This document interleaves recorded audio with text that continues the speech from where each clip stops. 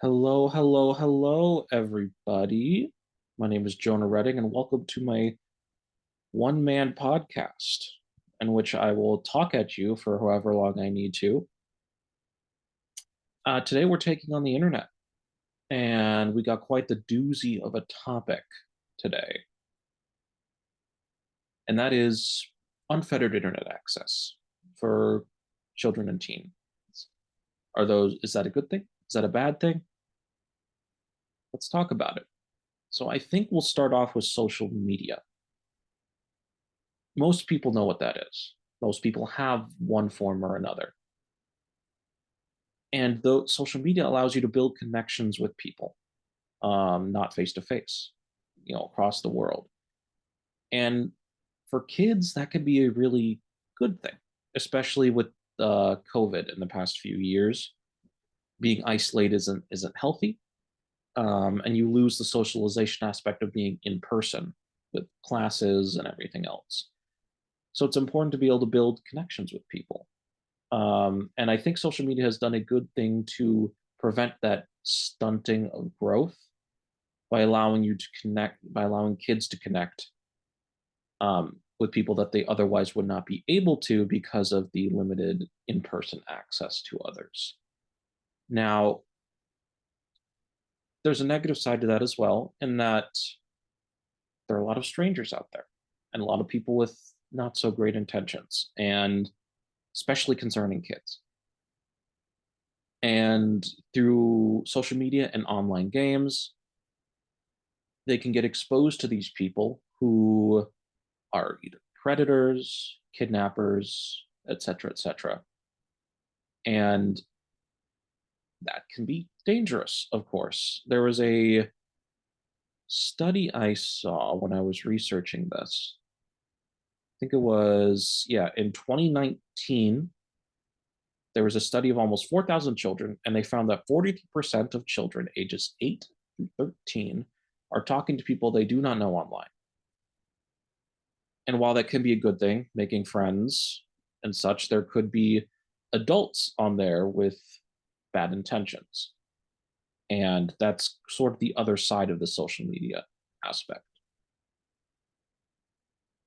A simpler topic would be you're able to learn anything you want just by searching on the internet. Google is a gift and a curse sometimes, but mostly a gift.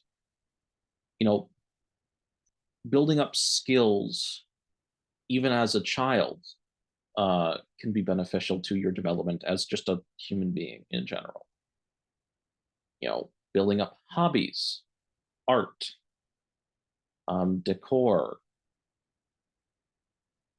other useful skills. I don't think that a 10-year-old is going to be looking how to fix a spare tire, but that's an example as well of learning new skills.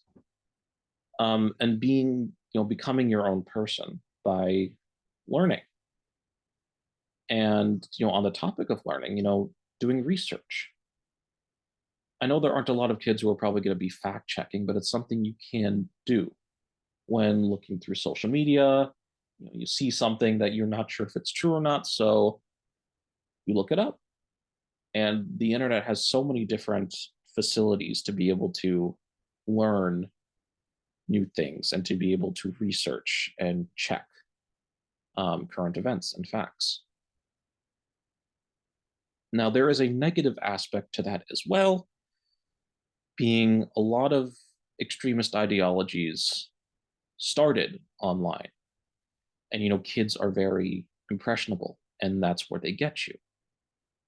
Things like white supremacy, misogyny, the red pill people like Andrew Tate, you know, young, for like Andrew Tate, young boys being exposed to this idea, this cool, strong man who's rich.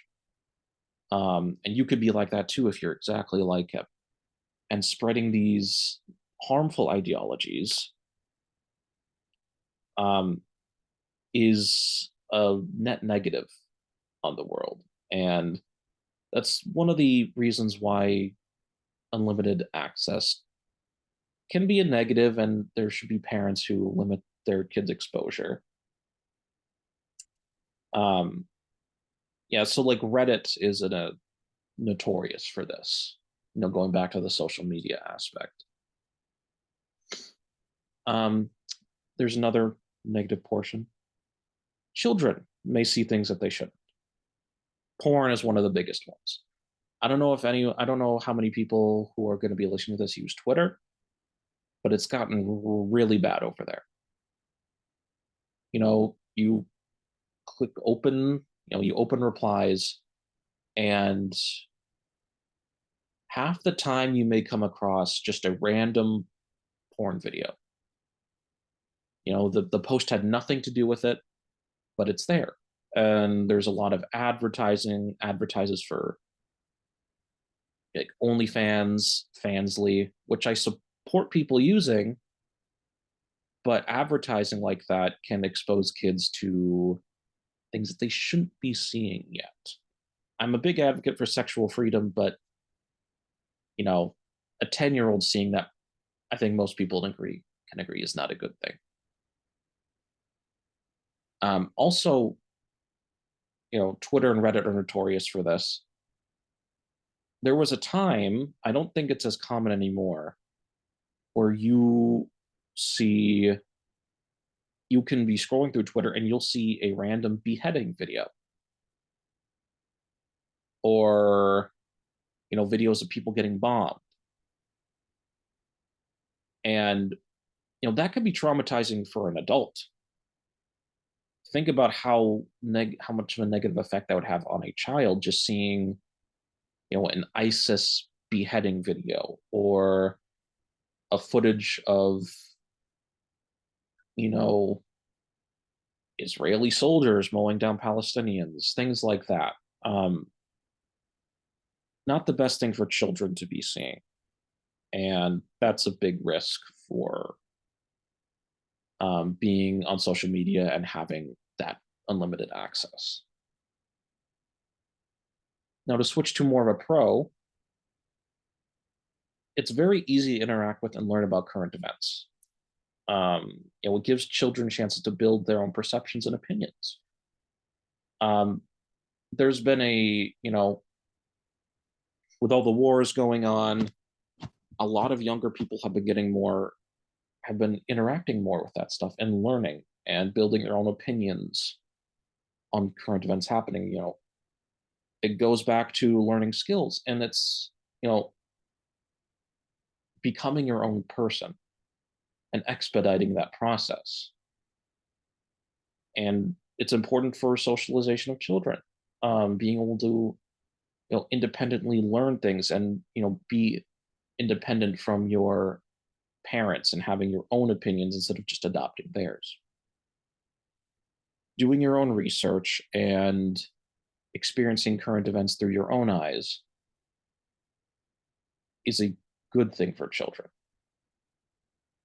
you know while politics, this mostly concerns politics, but while politics can be tedious and annoying, they're very important. And the sooner people get involved, the sooner they grow up and become good natured humans. And this one last thing I want to talk about is more of a recent issue, and that's the rise of parasocial relationships. If you don't know what a parasocial relationship is, it is a relationship that a person imagines having with another person whom they do not actually know. And this has become an issue with the rise of influencers and streamers, people whose personalities are out there for everyone to see. And this is a mental health issue, being that, you're online, you're watching the streamer, they're talking to you or their audience more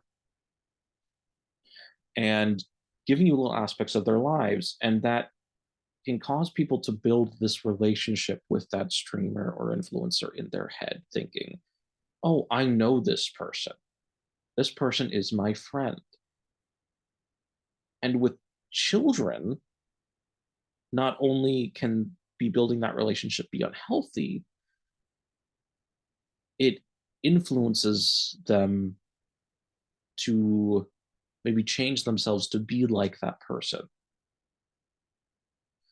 There was a story a couple years, more than a couple years ago, but there was a story a while ago where there's these two influencers that are in a relationship, a man and a woman,